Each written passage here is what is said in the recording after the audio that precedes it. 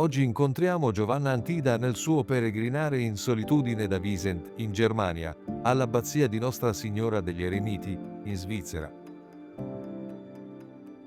Rejoignons maintenant Jeanne Antide sur sa route. Elle s'est remise en marche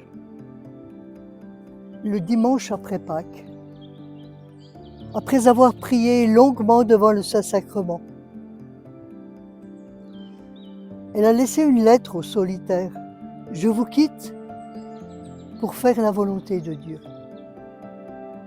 Elle sait simplement qu'elle ne doit pas rester là, que ce n'est pas son chemin. Mais quelle est la volonté de Dieu pour elle?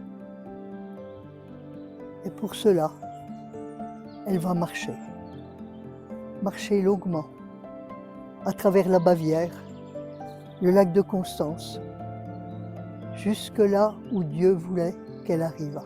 Rosalie, décrivant cette marche, nous dit « Elle se remit donc en marche, sans savoir la langue allemande, sans connaissance de personne, sans argent, sans passeport, sans connaître la route qu'elle devait suivre. Elle se remet entre les mains de Dieu, avec la ferme confiance qu'il la guiderait jusqu'au terme où il voulait qu'elle arrive pour connaître sa volonté. » Jeanne Antide revit là, à son tour, l'expérience d'Abraham. Va vers le pays que je te montrerai. Et à ce moment-là, Jeanne Antide, c'est une vie offerte, qui attend tout de Dieu, aujourd'hui comme pour demain. Elle sait simplement qu'elle doit retourner vers la France. Elle est décidée maintenant à vivre sa foi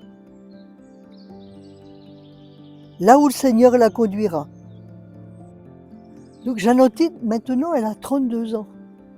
Et tout ce qu'elle a commencé jusque-là n'a pas pu aboutir. Elle est partie chez les filles de la charité, elle est revenue. Elle a rejoint cette communauté, elle découvre que là n'est pas son chemin. Mais où est sa route? Où est son propre chemin? Elle ne cherche plus un refuge à l'extérieur, mais elle retourne vers cette France encore en proie à la révolution, à l'athéisme des idéologues et surtout à la misère de la population. Là, Dieu lui montrera son chemin, elle en est sûre, mais par où passer, jusqu'où et jusqu'à quand? Mais pour recevoir cette lumière, Jeanne Antide va devoir passer par le désert. Elle va vivre son exode. Elle choisit de s'habiller en pauvre, mais elle va connaître à l'intérieur une pauvreté encore plus grande. Elle ne connaît pas la langue, elle est donc à la merci de tous ceux qu'elle rencontre. Elle fait vraiment là l'expérience de la condition de l'émigré sans papier, étranger, exclu. Quand elle passe dans les villages, les enfants se moquent d'elle, où personne ne veut la recevoir. Mais aussi parce qu'elle n'a rien, elle demande tout à Dieu. Et elle va connaître durant ces mois de marche une intimité avec Dieu dont elle a toujours rêvé. Elle demande tout, elle reçoit tout. Et elle prie dans l'action de grâce. Elle demande un abri pour s'abriter parce que souvent elle est mouillée par la pluie. Elle demande une barque pour traverser un lac. Elle demande surtout une protection lorsqu'elle est agressée.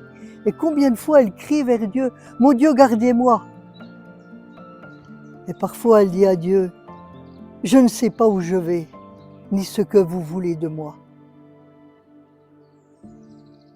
Et puis un jour, en elle, elle entend comme une voix qui lui dit « Allez, va toujours,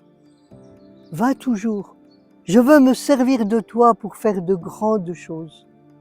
Avance encore, je te montrerai là où je veux que tu arrives. » Alors Jeanne Antide, forte de cette invitation intérieure, de cette promesse, va continuer sa route. À travers la Bavière, elle va traverser le lac de Constance passer par Zurich, et là, elle va se diriger vers une abbaye, Notre-Dame d'Einsiedeln. Alors, Einsiedeln, pour elle, c'est déjà un lieu connu, parce que c'était le lieu traditionnel du pèlerinage en Franche-Comté. Lourdes n'existait pas à ce moment-là.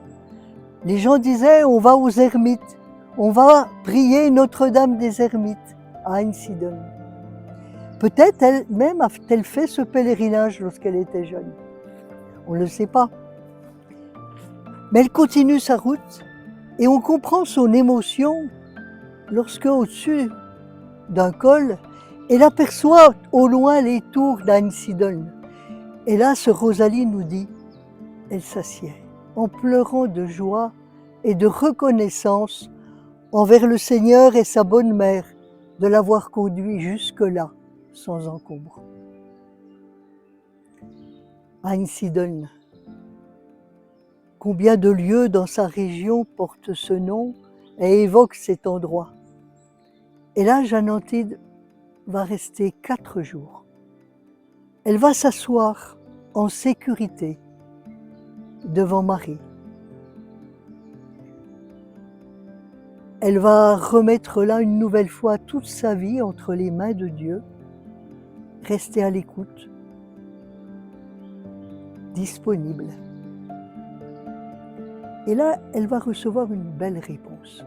Elle se confesse à un ermite qui parle français. Avec lui, elle lui dit où elle en est, tout ce qu'elle a cherché. Et voici la réponse qu'elle entend.